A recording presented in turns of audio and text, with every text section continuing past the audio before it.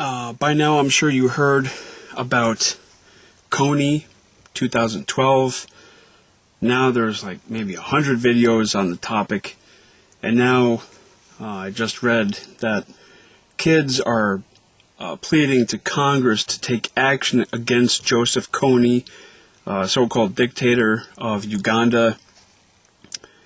I'm sure you've seen the videos by the Invisible Children. And I think it's amusing, it's hilarious that so many people jumped on this bandwagon, saying that, oh yeah, this Kony guy, he's a threat, we need to go in there and get rid of him.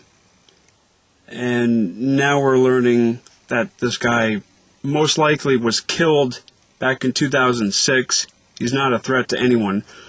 And the moron that came out with this campaign was busted, what was it, last week? Because he was out in public naked, dancing around. He was high on something, or maybe he has schizophrenia. I don't remember the details of that, but he was batshit crazy, and there's videos of that.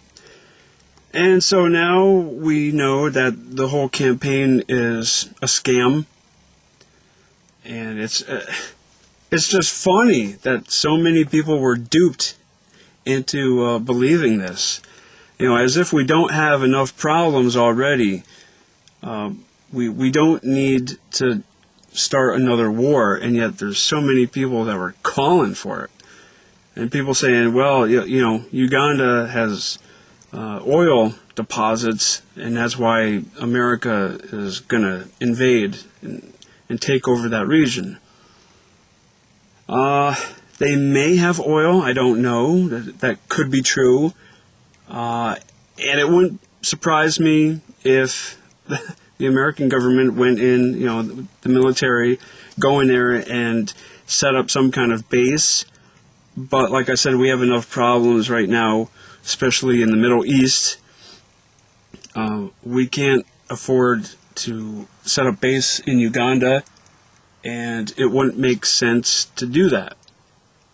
Like I said, this guy, Cody, he probably was slaughtered back in 2006. And to give you some background about this guy, he was training kids, young males, to kill invaders. And I guess the young females were sex slaves.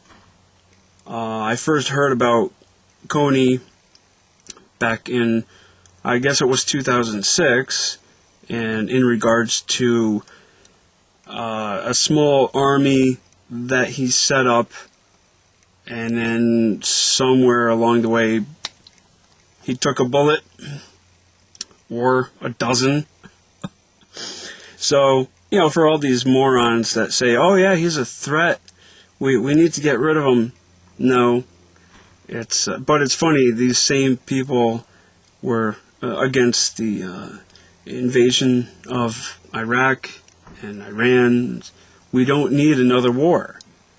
So Joseph Kony, he's chances are he's worm food. So there's no need to worry about him. And as for the younger generation saying that we need to take action against them, you guys need to pay attention to the news. The threats are numerous, but he is not on the list. So there you have it in a nutshell. A red herring, basically, and people that jump on a bandwagon yet again without knowing all the facts. Kony is not a threat, and I'm not sure if he ever was. So there you go. 2012 is just looking to be a very interesting year.